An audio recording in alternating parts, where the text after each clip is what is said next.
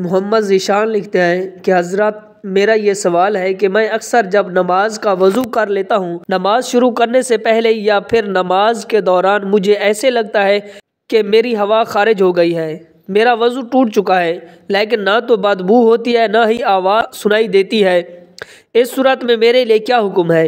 میں نماز کو توڑ دوں، دوبارہ نہ وضو کروں یا پھر سے نماز پڑھوں؟ ضرور رہنمائی فرمائیں۔ بھائی نے بہت ہی اچھا سوال پوچھا ہے اور بہت سارے لوگ اس مسئلے کا شکار ہیں۔ بہت سارے لوگ یہ مسئلہ پوچھتے ہیں، سوال پوچھتے ہیں، یہ مسئلہ پوچھتے ہیں کہ ہمیں یہ خیال گزرتا ہے کہ ہمارا وضو ٹوٹ چکا ہے، پھر ہم دوبارہ وضو کرتے ہیں، پھر نماز پڑھنا شروع کر دیتے ہیں، پھر نماز کے دوران دوبارہ یہ شک گزرتا ہے کہ ہمارا وضو ٹوٹ چکا ہے۔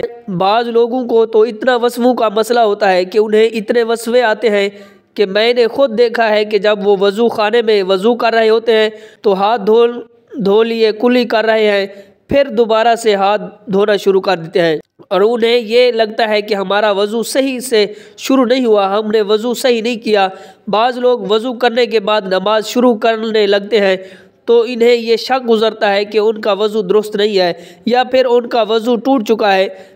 وہ پھر دوبارہ وضو خانے کی طرف جاتے ہیں، دوبارہ وضو کرتے ہیں۔ بعض لوگ نماز پڑھتے پڑھتے انہیں یہ شک گزرتا ہے کہ ان کا وضو ٹوٹ چکا ہے اور پھر وہ بار بار وضو کرنے اور نماز پڑھنے کے چکر میں رہتے ہیں۔ تو کیا اس طرح نماز توڑ دینی چاہیے؟ اگر یہ شک گزرے کہ وضو ٹوٹ چکا ہے، وضو کے ٹوٹنے کا شک گزرے تو کیا وضو ٹوٹ جائے گا، دوبارہ وضو کرنا پڑے گا، پھر سے نماز پڑھنی پڑے گی؟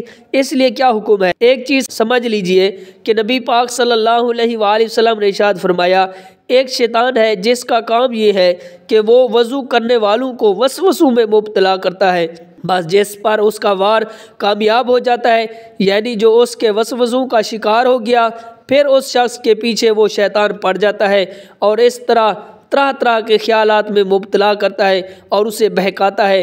طبرانی کے اندر ایک روایت موجود ہے، حضرت ابن عباس روایت کرتے ہیں کہ جب تم میں سے کوئی شخص نماز پڑھتا ہے تو شیطان آتا ہے اور اس کے مقعد میں پھونک مارتا ہے، پکانے والی جگہ میں اس کو خیال ابھرتا ہے کہ وہ بے وضو ہو گیا ہے، یعنی اس کا وضو ٹوٹ چکا ہے، حالانکہ وہ بے وضو نہیں ہوا۔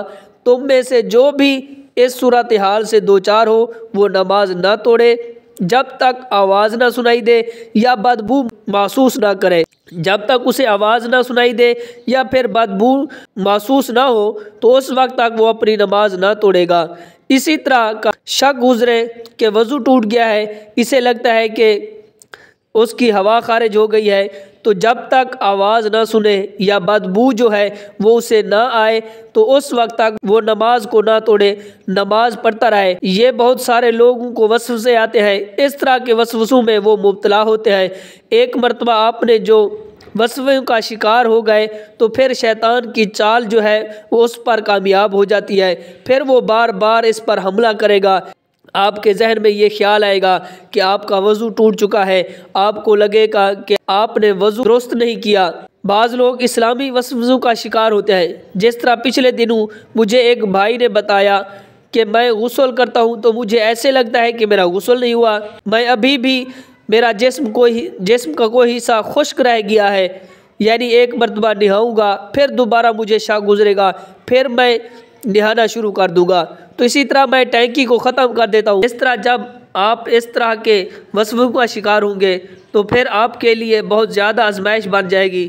جب تک آپ کو یقین نہ ہو جائے کہ آواز نہیں سنائی دی یا ہوا خارج نہیں ہوئی، پھر جو ہے کوئی بدبو محسوس نہیں ہوئی، تو اس وقت تک آپ نماز نہ توڑیں، آپ کا وضو باقی ہے۔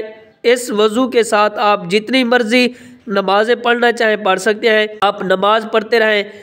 ایسا نہیں ہے کہ فوراً آپ نماز توڑ دیں، آپ کا وضو ٹوٹ گیا، تو یہ جو وسوسے ہوتے ہیں یہ شیطان کی چال ہوتی ہے کہ آپ اگر اس طرح نماز کو توڑ دیں گے یا یہ سمجھیں گے کہ میرا وضو ٹوٹ گیا ہے تو اس طرح شیطان کی چال جو ہے آپ پر کامیاب ہو جاتی ہے۔ اگر ایک مرتبہ شک گزرے تو پھر آپ دوبارہ وضو کر لیں کہ اگر اسی طرح بار بار آپ کو شک آئے، بار بار آپ کو وسوسے آئے، آپ بار بار وسوسوں کا شکار ہو جائے تو پھر آپ نے نماز نہیں توڑنی، نہ ہی دوبارہ وضو کرنا ہے، تو آپ اس وضو سے نماز بھی پڑھ سکتے ہیں اور آپ نماز بھی نہ توڑیں۔ امید ہے بات سمجھ آ گئی ہوگی۔ اللہ پاک عمل کرنے کی توفیق عطا فرمائے۔ Subscribe to Mufti Akmal Mujahid online and press the bell icon for more videos.